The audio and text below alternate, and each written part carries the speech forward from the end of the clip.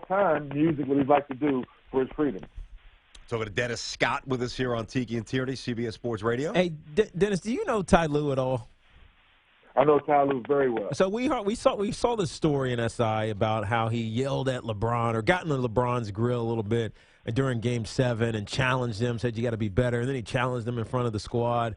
You know, most coaches, I don't know if they would have the gall to do that to a superstar like LeBron. What kind of coach what kind of person is he? And then obviously, how does that translate in him as a coach? Well, first of all, he's a down-to-earth person, and I think that's why the situation works. And I think the general manager, David Griffith, did an excellent job doing his research, talking to Jerry West, talking to Doc Rivers, talking to all the coaches Ty Lue had been around as a player. And then when Ty Lue retired, he had been around, Doc Rivers as an assistant coach. So he'd been around good tutelage, and he always kept a great relationship with Jerry West.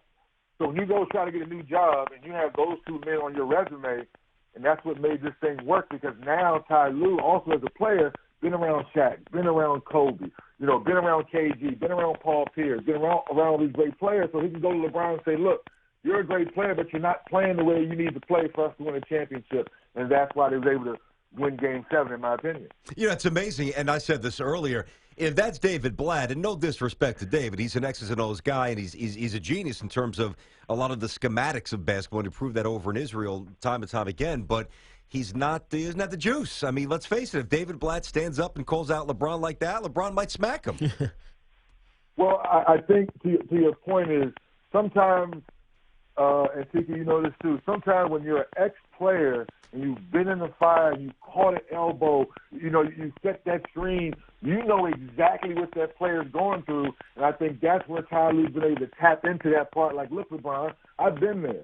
Obviously, I've never been the player that you are, but I've been around Shaq. I've been around other guys that's been as good as you, and I know how hard they work. And I think that resonates and it got to LeBron very easily. Dennis, I wanted to throw this by you. Part of this conversation, we trace back. Now, you came up, your first year was in 1990 out of Georgia Tech. So, obviously, as you're a rookie, all the stars from the 80s are either midway or early or even at the back end of their career, but still, these guys are still playing. So, and it was obviously a very different approach, a different kind of the mental mindset for those athletes was very different. And we talk about MJ, we talk about Bird, talk about Magic, talk about these gangsters, and that's a compliment, for lack of a better word to describe their competitive nature. They were just relentless assassins. You've been around the game a long time. LeBron's unique in the sense that he needs that reassurance or a little, not coddling, but a different mental approach. Is there a star that that needed that we might not know needed that? Because we always tend to point out the ones who didn't need it. But back in the day, was there anybody like that? Believe it or not, I remember when my favorite basketball player all the time to this day and favorite person now in business is still Magic Johnson. Do you remember when Magic lost in the final, they were calling him Tragic Magic? And people forget about that because Magic's been so great and so good for the whole AIDS movement, everything Magic's done.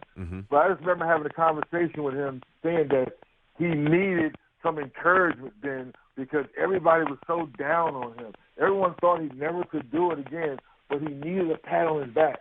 Hearing that from someone that large and that big of an icon lets me know we're all human, and every now and then we need someone to say, hey, everything's going to be okay.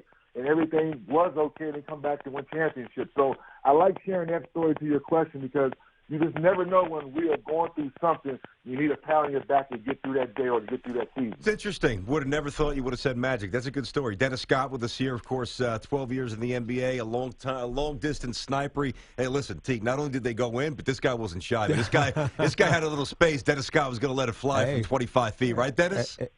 Man, when I come across half court, you give me an answer, I'm letting it go. Yeah, man, you sound like the Steph Curry learned from you because that's how he shoots. So we did an exercise earlier in the week about teams we want to start our franchise around, and it was guys like AD or KD or even LeBron. BT loves Porzingis. Well, Karl Anthony Towns was my first, but Porzingis is great. And we saw a great matchup between Porzingis and Karl Anthony Towns a couple nights ago.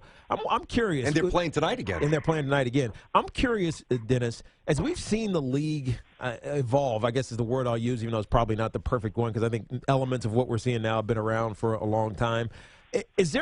Should there be more of an emphasis when you're building a team on dominating the outside game? Because we know that you can shoot more three-pointers than you can nowadays, and if you miss more, it doesn't matter because you make up with the points that you make up when you make them.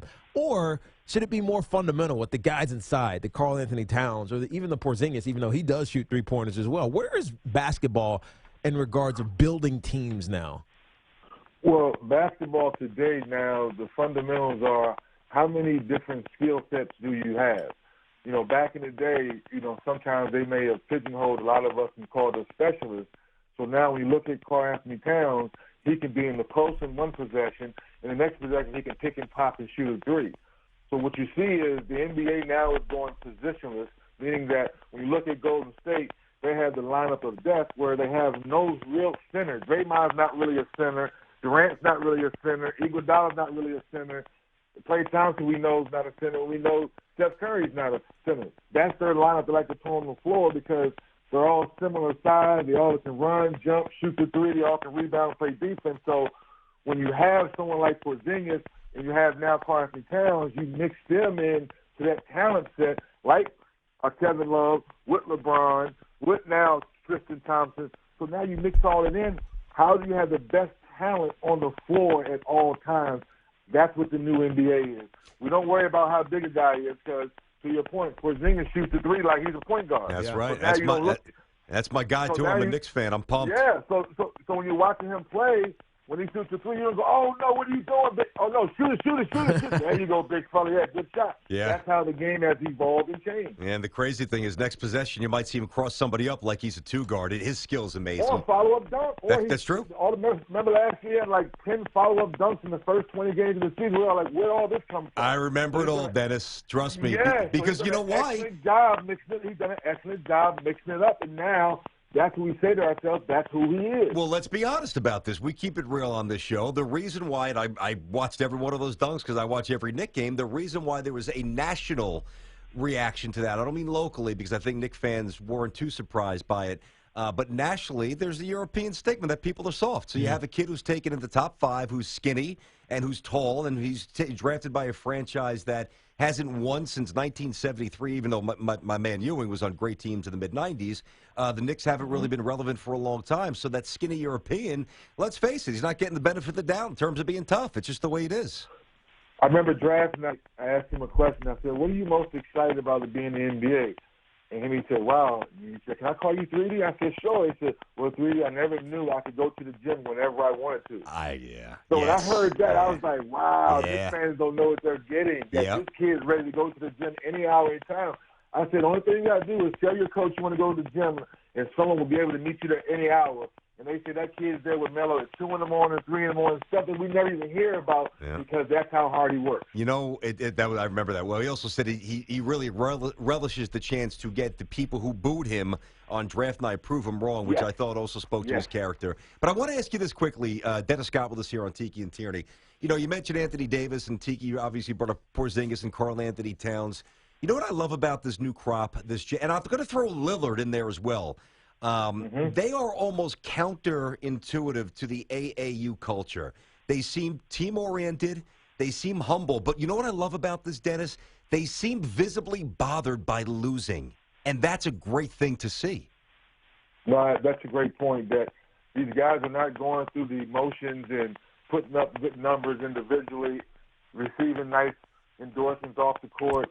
Obviously, the contracts are out of the roof right now. Bless those young guys. But I agree with you. These guys really care. They work on their games in the summertime. You know, they put in the work. I throw a guy, like Klay Thompson that Knicks too was not a big AAU guy. And think about it. What about Russell Westbrook? This guy barely started at UCLA, I think, 1 year, and here he is just terrorizing the league with all these triple-doubles. Kevin Durant leads. We're all like, what is Russell going to do? And he has OKC and the Knicks in the Western Conference. So all these young guys, it's amazing that they have taken the torch, taken the mantle, and really taken the game to the next level. You know, Dennis, since you bring up Russ, let me ask you just one question before we let you go here. Obviously he's challenging Oscar Robertson's 61-62 triple-double average, and he's doing it obviously in a compelling way because Oscar had to play 44 minutes to get that done. Russ is playing 35 or so, and obviously much less possessions. Do you think, in Russell's mindset, it's his mission to do that, to average a triple-double? Because he attacks rebounds like no guard I've ever seen. The biggest thing that for you guys have to understand, Russell only knows how to play one way. That's an attack mode. What Russell has finally learned, now that Kevin Durant's gone, that I have to share too. I'm going to score whenever I feel like it. We all know that. There's no way you can stop him slowing down. The rebounding becomes because I attack. Oladipo, are you going to make shots? Cantor, are you going to make shots? Adams, are you going to get shots? If I can make sure my teammates trust that I'm going to pass him the basketball, he has a great opportunity of doing that. And I think that's what we're seeing and appreciating. To your point, Tiki, he's doing it in the last minute. That is good stuff here. Dennis Scott, of course, a longtime NBA long-distance shooter and part of the NBA TV crew and analyst. As Season 2 begins tomorrow at 12:30 on NBA TV. It's called 3D TV. And I say this every time. We had Isaiah on last week, and we've had them all on. You guys do a great job with Shaq and Kenny and Charles and C-Web. You guys keep it loose. You keep it fun. I'm a big fan of the network, man. I appreciate that, guys.